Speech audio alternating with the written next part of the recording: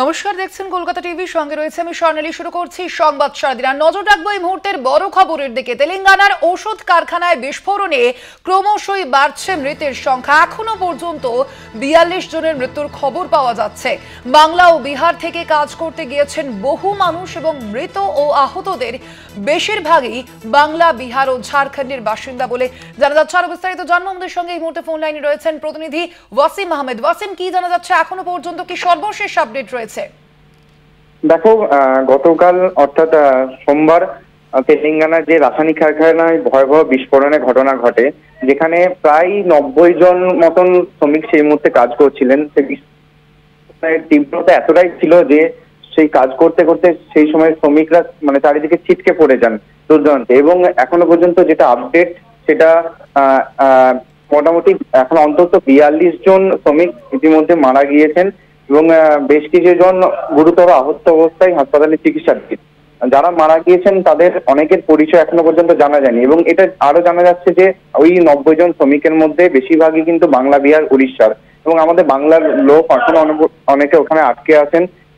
ধ্বংসস্তূপের মধ্যে থেকে অনেকে দেহাংশ পাওয়া যায়নি, অনেকে ঝলসে গিয়েছেন পুরোপুরি ভাবে, অনেকের পরিচয় জানা সম্ভব হয়নি।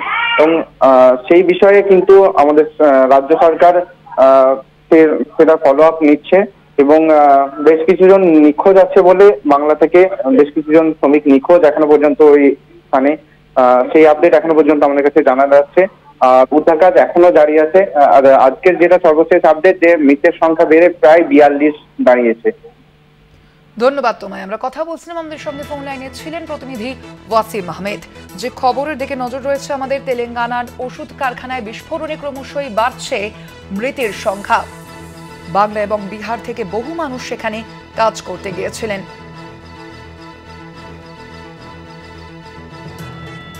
আমরা এ বিষয়ে কথা বলবো। আমাদের সঙ্গে রয়েছেন আরো এক প্রতিনিধি মধুসূদন ভট্টাচার্য। মধুসূদন, যেমনটা আমরা জানতে পারছি, একেবারে তেলেঙ্গানার এই ওষুধ কারখানায় যে কাজ করতে গিয়েছিলেন বাংলা, বিহারের একাধিক মানুষজন, সেক্ষেত্রে বাংলার কারা কারা কাজ করতে গিয়েছিলেন বলে জানা যাচ্ছে, কি খবর রয়েছে তোমার কাছে?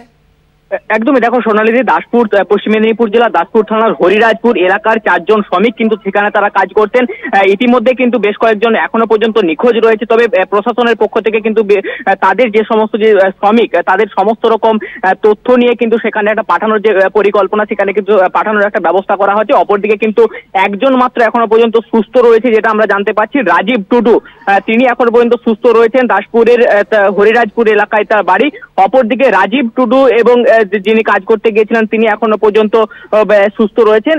যেটা জানা যাচ্ছে যে অসীম টুডু এবং শ্যামসুন্দর টুডু এখনো পর্যন্ত সেখানে তারা নিখোঁজ রয়েছেন। তবে দাসপুর থেকে ৪ জন তারা এখনো পর্যন্ত গিয়েছে বলে আমরা জানতে পারছি। তবে পরিস্থিতি কিন্তু একটা উদ্বেগজনক, এখনো পর্যন্ত তারা নিখোঁজ রয়েছে। পরিবারের পক্ষ থেকেও আমরা ক্রমশ তাদের সঙ্গে যোগাযোগ করার চেষ্টা করছি। তারা এখনো পর্যন্ত সেভাবে কিছু এখনো আমাদের সামনে কিছু বলতে চাচ্ছে না, কারণ এখনো পর্যন্ত তারা কিন্তু নিখোঁজ রয়েছে। সোনালী। মধুসূদন, সেই শ্রমিকদের পরিবারের সদস্যরা, তাদের কি বক্তব্য এই প্রসঙ্গে?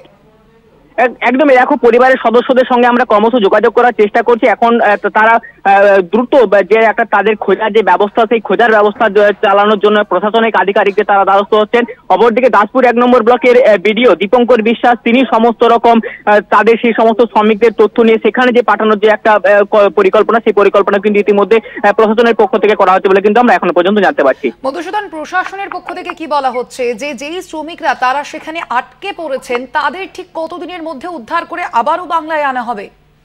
দেখো, এখনো পর্যন্ত সেরকম আমরা কোনো তথ্য পাচ্ছি না, কারণ যেইটা আমরা খবর পাচ্ছি যে দাসপুরের থেকে ৪ জন এখনো পর্যন্ত গিয়েছে। পরবর্তীতে সেই সংখ্যাটা যদি আরো বাড়ে, সেক্ষেত্রে কিন্তু প্রশাসনের পক্ষ থেকে একটা ক্রমশ কিন্তু একটা উদ্বেগজনক ভাবে কিন্তু লক্ষ্য করা যাচ্ছে। কারণ যে তথ্যটা আমরা পাচ্ছি যে দাসপুর থেকে ৪ জন গিয়েছিল, রাজীব টুডু নামে এক ব্যক্তি, তিনি এখনো পর্যন্ত সুস্থ রয়েছেন।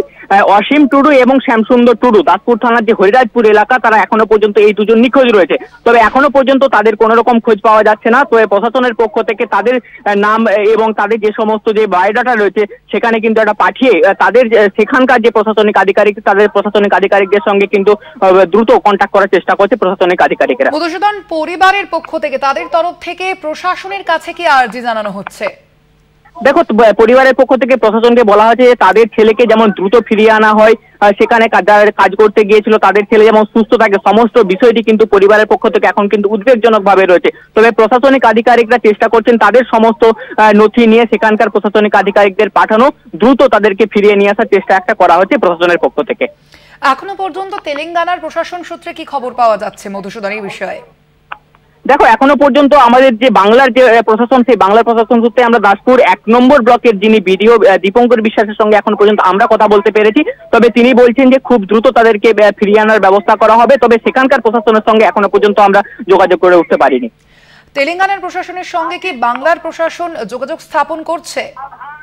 একদমই, দেখো তারা যোগাযোগ স্থাপন করার চেষ্টা করছে, কারণ বাংলার বহু যারা শ্রমিক তারা কিন্তু সেখানে কাজ করতে গিয়েছিল। সেখানে কিন্তু তারা যে এখনো পর্যন্ত যে নিখোঁজ, সেই নিখোঁজ সংখ্যাটা এখনো পর্যন্ত কিন্তু প্রায় 4 জন। সেই সংখ্যাটা যদি আরো পরবর্তীতে শুধুমাত্র দাসপুর নয়, আরো যদি বিভিন্ন এলাকায় যদি থাকে, সেই জায়গায় কিন্তু যে একটা তাদের যে সমস্ত শ্রমিক তাদের কিন্তু ফিরিয়ে আনার যে একটা ব্যবস্থা, সেই ফিরিয়ে আনার ব্যবস্থাও কিন্তু প্রশাসনের পক্ষ থেকে করা হচ্ছে বলে আমরা কিন্তু এখনো পর্যন্ত জানতে পারছি। বাংলার শ্রমিকের সংখ্যা কি আরো বাড়তে পারে বলে মনে করা হচ্ছে?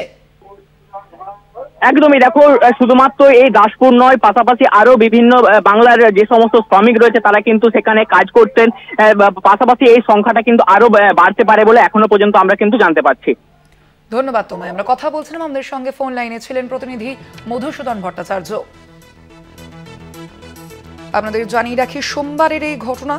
সোমবারই আমরা দেখেছিলাম, সোমবারে সকালেই তেলেঙ্গানার সাঙ্গারেড্ডি জেলায় পাশামাইরালাম যে শিল্প তালুক, সেখানেই কিন্তু এই রাসায়নিক কারখানা থেকে হঠাৎই বিস্ফোরণের শব্দ শোনা যায় এবং তার পরবর্তীতেই আমরা দেখতে পাচ্ছি যে ক্রমশই কিন্তু সেখানে মৃতের সংখ্যা বাড়ছে এবং একই সঙ্গে বাংলা ও বিহার থেকে সেখানে কাজ করতে গিয়েছেন বহু মানুষ, এই খবরও কিন্তু ইতিমধ্যেই সামনে আসছে। এবং যেমনটা জানা যাচ্ছে একেবারে দাসপুর থেকে, সেখান থেকে 4 জন শ্রমিক সেখানে গিয়েছিলেন কাজ করতে, তাদের মধ্যে থেকে 2 জনের এখনো পর্যন্ত কোনো খোঁজ খবর পাওয়া যাচ্ছে না বলে এই খবর।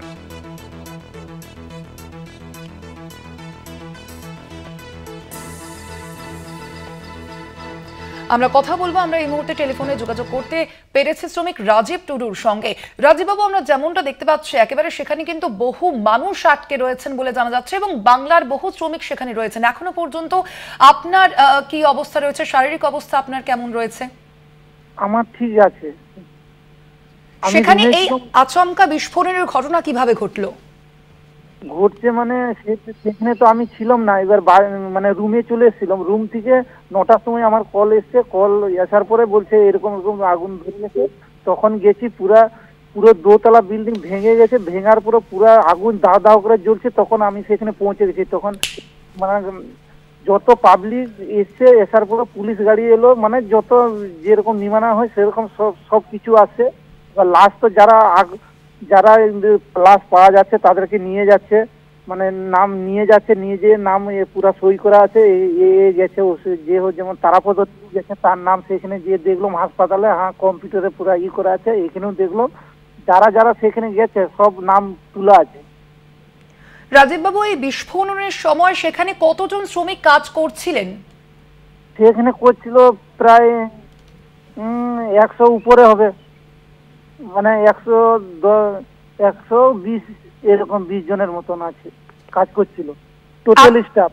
এখনো পর্যন্ত কি তাদের কোনো খোঁজ পাওয়া যাচ্ছে? কি জানতে পারছেন?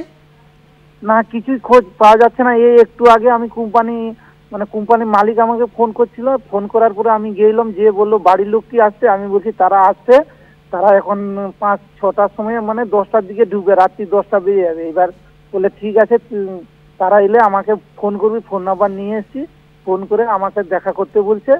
এবার যারা আমার যে দাদা, দুটো ভাই আর দাদা, তাদের তো নিখোঁজ, কিছু খুঁজে পাচ্ছে না। এবার যাওয়ার পরে দেখলাম যে সকলকে বের করছে। সেটা কি আমাদেরকে দেখাবে না, একদম সব গাড়িয়ে পুরো প্যাক হয়ে চলে গেল। তো দেখলাম মানে এখনো মানে চলছে, এখনো হাঁটাহাঁটি চলছে, এখনো লাশ বেরাচ্ছে।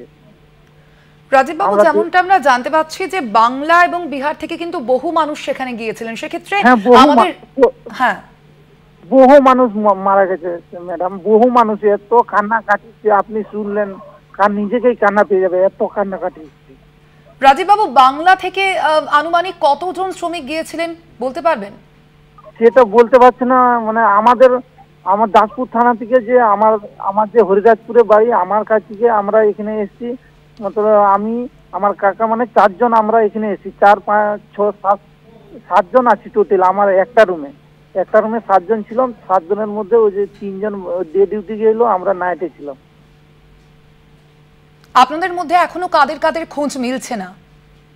না, শুধু তারাপদ টুডু, তার খোঁজটা আমি পেয়েছি। সেই আইসি হাসপাতালে আইসি রুমে ভর্তি আছে, তাকে আমি কথা বলে দেখেও এসেছি। রাজীববাবু, তেলেঙ্গানা প্রশাসনের পক্ষ থেকে কি সব রকম ব্যবস্থা করা হচ্ছে আপনাদের জন্য? এই উদ্ধার কাজ কি এখনো পর্যন্ত জারি রেখেছেন তারা? হ্যাঁ হ্যাঁ হ্যাঁ, এখনো জারি রেখেছে, উদ্ধার হচ্ছে, এখনো হচ্ছে, মানে এখনো পুরা উদ্ধার হচ্ছে। দেখে এলাম এখনো উদ্ধার করছে। এখনো বহু একদম মেশিন টেশিন পুরো পড়ে গেছে, না চাপা হয়ে আছে মেশিন, নানা রকম মেশিন আছে, লোহা ফোহা সব পুরো ভরে গেছে। তাদেরকে তো খুলতে বিসিবি দিয়ে খুঁজছে, এবার তার টাইম লাগবে না। কাল থেকে ম্যাডাম, কাল থেকে খোঁজা হচ্ছে। কাল থেকে আমরা কালকে রাত 12টা পর্যন্ত আমি ছিলাম ওখানে কোম্পানিতে। 4-5টা লাশ আমি মানে বের করছে, আমি চিনতেই পারছি না কে, মানে একদম ছোট, কার হাত পাওয়া যাচ্ছে, কার মাথা পাওয়া যাচ্ছে, এরকম হয়ে সব বেরাচ্ছে। আমরা কালকে 12টা পর্যন্ত ছিলাম সে কোম্পানিতে রাত্রে। ধন্যবাদ আপনাকে রাজীববাবু। আমরা কথা বলছিলাম, আমাদের সঙ্গে ফোন লাইনে ছিলেন সেই কারখানারই এক শ্রমিক রাজীব টুডু। আপনাদের জানিয়ে রাখি, সোমবারের এই ঘটনা তেলেঙ্গানার এক রাসায়নিক কারখানায় হঠাৎই বিস্ফোরণের ঘটনা, এবং সেই ঘটনায় এখনো পর্যন্ত মৃতের সংখ্যা ক্রমশ বাড়ছে বলেই জানা যাচ্ছে, এবং সেখানে বাংলা এবং বিহার থেকে বহু মানুষ গিয়েছিলেন, এবং ক্রমশই আরো মৃতের সংখ্যা বাড়তে পারে বলেই আশঙ্কা করা হচ্ছে ইতিমধ্যেই।